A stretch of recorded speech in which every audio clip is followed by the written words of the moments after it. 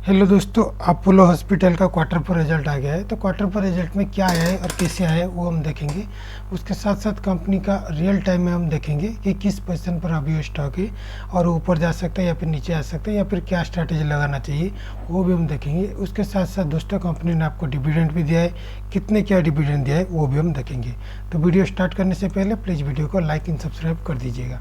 दोस्तों ये जो वाला कॉलम है ये क्वार्टर 4 का कॉलम है और ये जो वाला कॉलम है क्वार्टर 3 का कॉलम है। तो क्वार्टर वाइज कंपैरिजन करने से पहले हम जान लेते हैं कि जो भी फिगर मैं बोलूँगा वो सब मिलियन में होगा। तो मिलियन में होगा तो करोड़ को अगर कन्वर्ट करना है तो लास्ट डिजिट को निकाल देना, जो भी हो जाएगा वो करोड़ में आ जाएगा। तो पहले आते हैं टोटल इनकम। टोटल इनकम के अंदर आता है revenue from operation and other income. दोनों को अगर ऐड कर देंगे तो हो जाएगा टोटल इनकम कंपनी का। कितना हुआ है इस क्वार्टर में देखिएगा 2166 करोड़ रुपीज़ का इनकम हुआ है, जबकि पिछले क्वार्टर में देखिएगा 2162, मतलब ओनली 4 करोड़ का इनकम ज़्यादा हुआ है इस क्वार्टर में।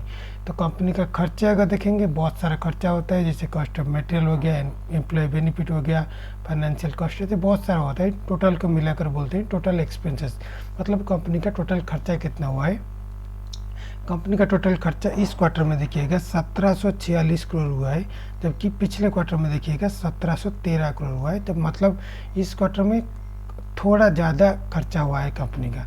तो अगर प्रॉफिट देखोगे तो प्रॉफिट देखिएगा 420 करोड़ का प्रॉफिट हुआ है इस क्वार्टर में, जबकि पिछले क्वार्टर में देखिएगा 449 करोड़ का हुआ था। तो मतलब 29 करोड़ का लेस प्रॉफिट हुआ है in comparison to quarter three से कम हुआ है। लेकिन ये जो वाला प्रॉफिट है बिफोर टैक्स में बोल रहा हूँ, मतलब टैक्स देने से पहले। अगर टैक्स अगर देखेंगे तो टैक्स काटने के बाद कितना हुआ है, जो नेट प्रॉफिट हुआ है, मतलब प्रॉफिट आफ्टर टैक्स अगर देखोगे तो इस क्वार्टर में 333 करोड़ का हुआ है, जबकि पिछले क्वार्टर में देखिएगा 341 करोड़ का हुआ था। तो मतलब पिछले क्वार्टर से इस क्वार्टर अगर देखेंगे नेट प्रॉफिट भी अगर देखेंगे तो डाउन हुआ है। तो ये तो हो गया क्वार्टर वाइज कंपैरिजन। अगर ईयर वाइज कंपैरिजन करेंगे तो 2025 का ये वाला जो है और ये जो वाला है 2024 का रिजल्ट है। 2025 का अगर देखेंगे टोटल इनकम 8,549 करोड़ हुआ है, जबकि पिछले क्वार्टर ईयर में देखिएगा 7,453 करोड़ का हुआ था। मतलब ईयर वाइज अगर कंपैरिजन करेंगे तो इस ईयर में ज़्यादा इनकम हुआ है। तो खर्चे की बात करेंगे तो इस ईयर में 6,861 करोड़ हुआ है, जबकि पिछले ईयर में देखिएगा 6,125 करोड़ रुपीज़ का हुआ था। तो मतलब खर्चे भी ज़्यादा इस ईयर में हुआ है। तो इसीलिए नेट प्रॉफिट अगर देखेंगे तो इस साल 1,296 करोड़ हुआ है, जबकि पिछले साल देखिएगा 1,110 करोड़ रुपीज़ का हुआ था। तो मतलब 286 करोड़ का ज़्यादा मुनाफा इस ईयर में हुआ है। तो क्योंकि ईयर वाइज अच्छा रिजल्ट आया है, कंपनी ने आपको डिविडेंड भी दिया है।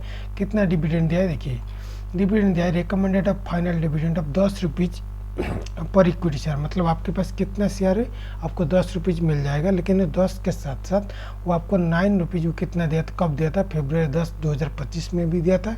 तो मतलब अगर टोटल ईयर वाइज अगर देखेंगे इस मतलब 2024 और 25 में ये 10 रुपया या 9 रुपया, मतलब 19 रुपया पर शेयर आपको दे दिया है डिविडेंड कंपनी ने। तो ये तो हो गया हमारा डिविडेंड। अभी वो आते हैं कि किस पोजीशन पर अभी वो स्टॉक है और ऊपर जा सकता है या फिर नीचे आ सकता है। इसलिए मैं आपको इसको स्क्रीनशॉट ले रहा हूँ ताकि आपके लिए इजी होगा। उसके बाद हम समझेंगे क्या करना चाहिए या फिर क्या नहीं करना चाहिए। दोस्तों देखिए ये वाला जो लास्ट ऊपर का लाइन है ये कितना है, 7,559। देखिए यहाँ पर जब स्टॉक था वहाँ से वो नीचे आकर डायरेक्ट कहाँ पर आ गया था, 6,017 पर आ गया था।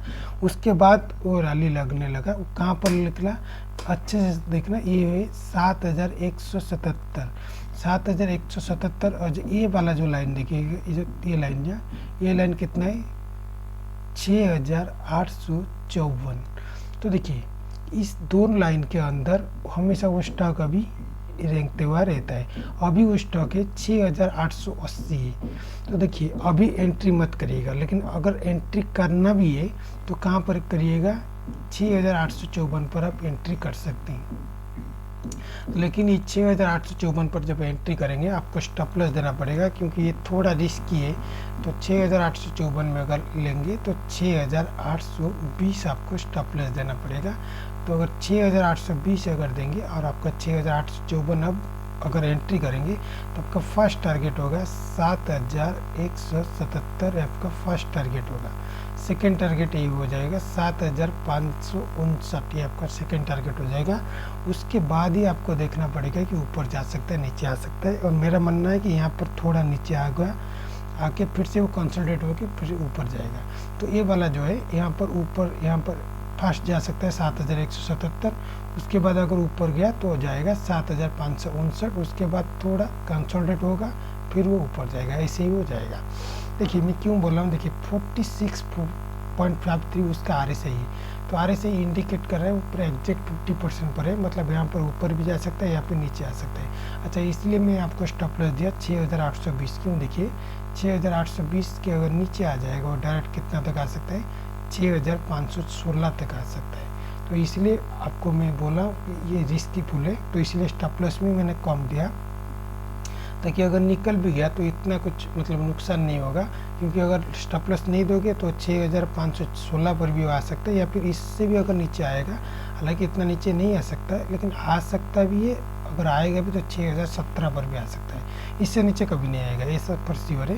लेकिन 6017 तक भी आ सकता है, तो इसके लिए रिस्क मतलब नहीं लेने के लिए मैं आपको स्टॉप लॉस भी दे रहा हूँ 6820, और आपका टारगेट होगा फर्स्ट 7177, नेक्स्ट होगा 7559 आपका सेकंड टारगेट होगा। और आपका अगर MACD भी देखोगे तो देखिएगा ये बहुत छोटा है, लेकिन फिर भी आपको दिख रहा होगा कि एक रेड कलर का स्पॉट दिख रहा होगा। रेड कलर मतलब क्या है, लगातार 2 दिन इस शेयर को लोग बेचे हैं, तो क्योंकि वो बेचे हैं उसका शेयर अभी थोड़ा डाउन भी आ रहा है।